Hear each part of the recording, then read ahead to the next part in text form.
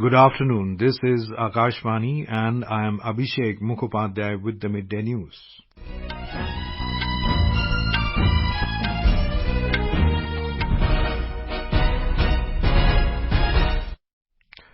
The headlines. President Droupadi Murmu and her Serbian counterpart Aleksandar Vucic review bilateral relations. Serbia assures simplification of visa process for Indians. Home Minister Amit Shah to assess preparedness for the Amarnath Yatra in New Delhi this evening. Former US President Donald Trump indicted on federal criminal charges for retaining classified documents.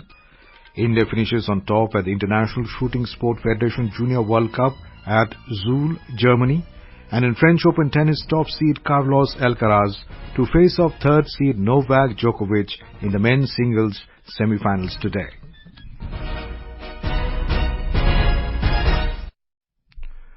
President Droupadi Murmu and her Serbian counterpart Aleksandar Vucic agreed to set a target of bilateral trade of €1 billion by the end of the decade in Belgrade yesterday. This is a significant jump from the present €320 million.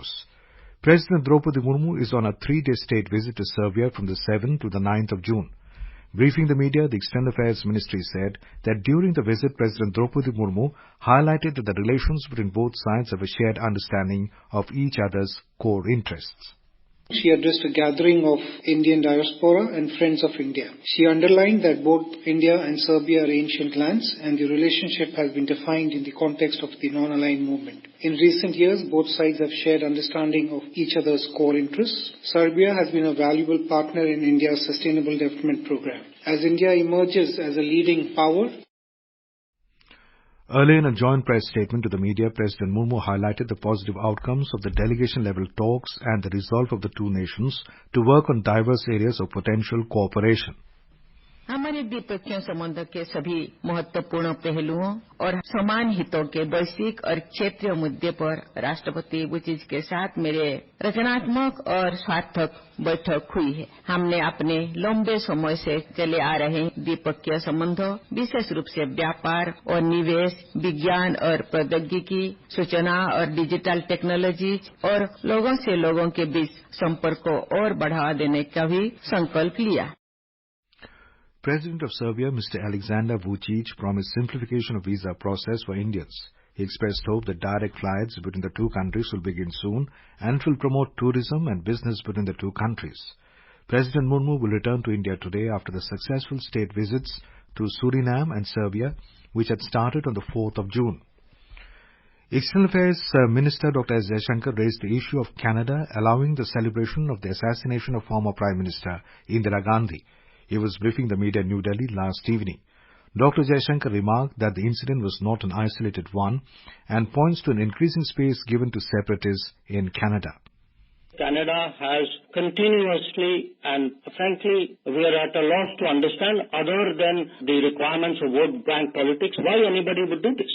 Because if you look at their history, you would imagine that they learn by the history and they wouldn't like to repeat their history. So it isn't only one incident, however egregious it may be. I think there is a larger underlying issue about the space which is given to separatists, to extremists, to people who advocate violence. And I think it's not good for the relationship and I think it's not good for Canada. Responding to a media query on the fate of nearly 700 Indian students who are facing potential deportation by the Canadian government, Dr. Jaishankar termed it as unfair on the part of the Canadian authorities. The students studied in good faith. The people who misled them, the culpable parties should be acted against. It is unfair to punish a student who undertook their education in good faith. I think the Canadians also accept that it would be unfair. If a student has done no wrong, they accept the idea that they have to find some solution for it. So we will continue to press and I would very much hope that the Canadian system is fair. Home Minister Amit Shah will chair a high-level meeting this evening in New Delhi to take stock of the preparedness of the Amarnath Yatra. The 62 days long Amarnath Yatra will commence on the 1st of next month and will culminate on the 31st of August of this year. A special court in Mumbai sentenced two Bangladeshi nationals to 10 years of rigorous imprisonment in the Thane fake currency case yesterday. The accused have also been fined 10,000 rupees each.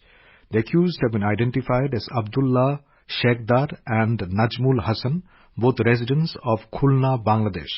The high-quality counterfeit currency notes to face value of 4,08,000 rupees were being circulated in Maharashtra after being procured from Bangladesh in the case. Thane City Police registered the case in 2015 on the basis of specific intelligence shared by the Anti-Narcotic Cell of the City Crime Branch. Union Minister of Information and Broadcasting and Youth Affairs and Sports called upon educationists to make Jan Andolan with Jan Bhagidari, connoting a people's mass movement to strengthen the education sector.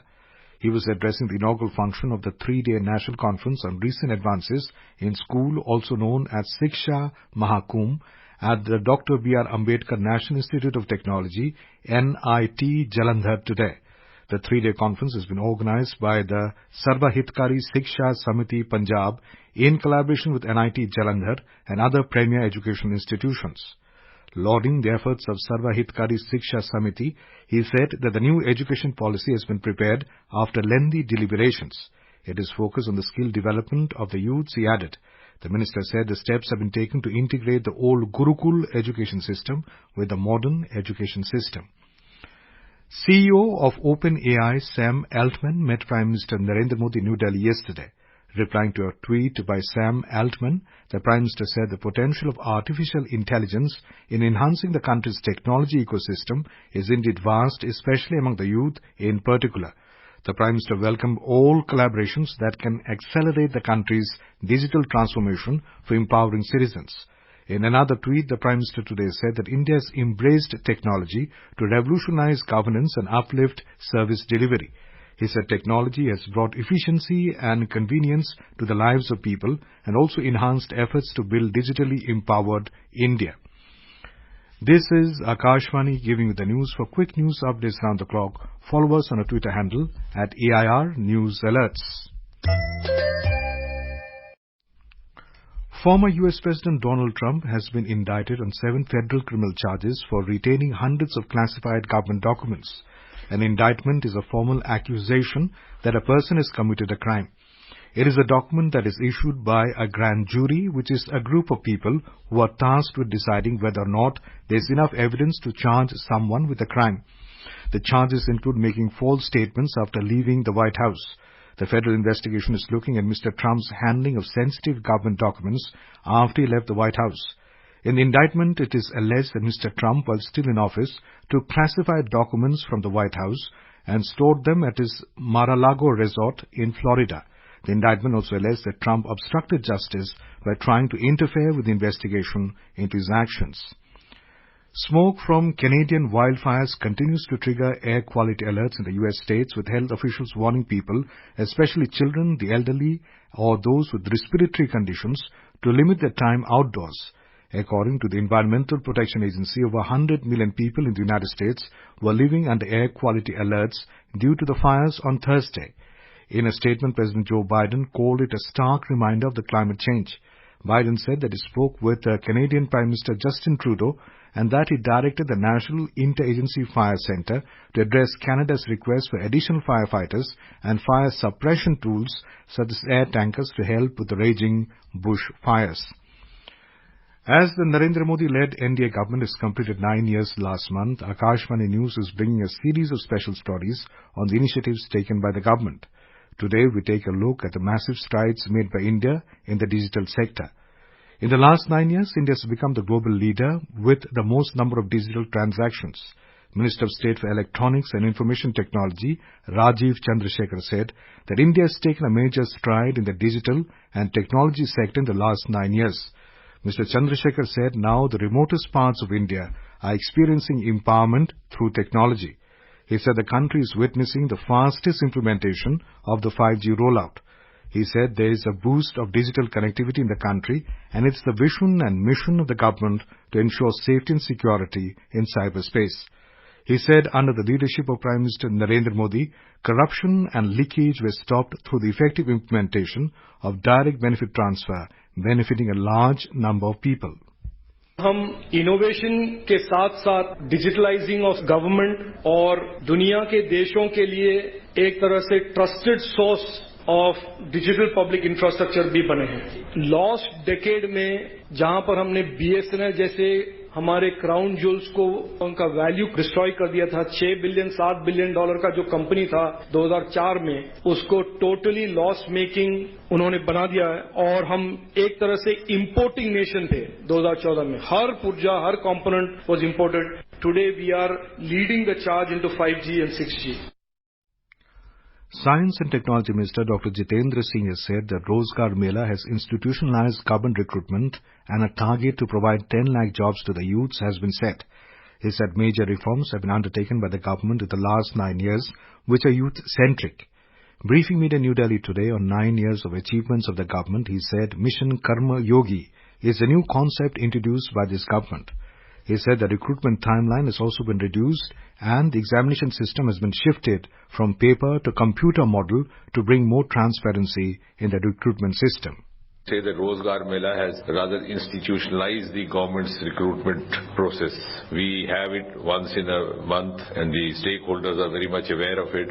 The number of recruitment letters are also around 70,000. The total target as of now is 10 lakh. Then of course in the next phase it will be different. And the recruitment letters are instantly distributed with the press of the button. And along with that we also make available to them the Mission Karma Yogi Prarambh module so that they can train themselves, or at least they can educate themselves for the kind of assignment they are going to take when they enter into the government service for the first time. The very severe cyclonic storm Biparjoy over the Arabian Sea is gradually moving northwards.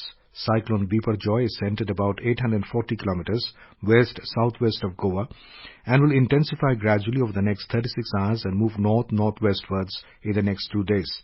The Meteorological Department has asked fishermen to totally suspend fishing operations over the east central and adjoining west central and South Arabian Sea till the 12th of this month.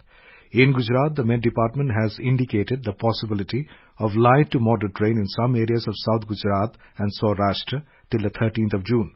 Wind speeds are expected to be 30 to 40 kilometers per hour in the relevant areas during this period and may increase to 50 kilometers per hour at times.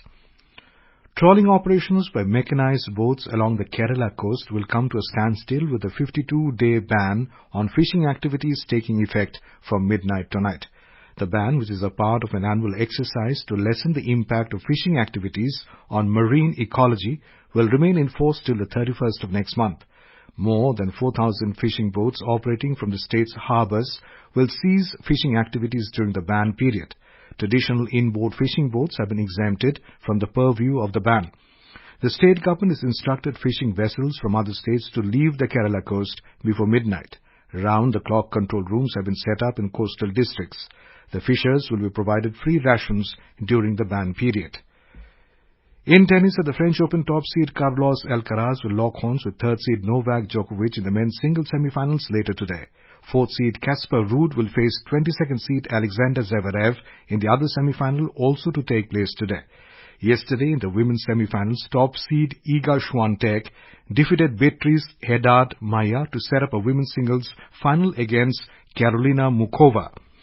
India finished on top of the International Shooting Sport Federation Junior World Cup with 15 medals, including 6 gold, 6 silver and 3 bronze medals at Suhl, Germany yesterday. On the final day, yesterday, India's junior trap shooters could not make it to the medal round after finishing outside the top 6 in the qualification round. With this achievement, India have now finished on top of all the ISSF Junior World Cups and World Championships held since 2019. And now, before we end the bulletin, the headlines once again. President Droupadi Murmu and her Serbian counterpart Aleksandar Vucic review bilateral relations. Serbia assures simplification of visa process for Indians. Home Minister Amit Shah to assess preparedness for the Amarnath Yatra in New Delhi this evening. Former US President Donald Trump indicted on federal criminal charges for retaining classified documents. India finishes on top at the International Shooting Sport Federation Junior World Cup at Suhl, Germany. And in French Open tennis, top seed Carlos Alcaraz to face off against third seed Novak Djokovic in the men's singles semi-finals today. And for details of these stories and more, log on to our website www.newsonair.gov.in and News on AIR app. And with that, we end the Midday News.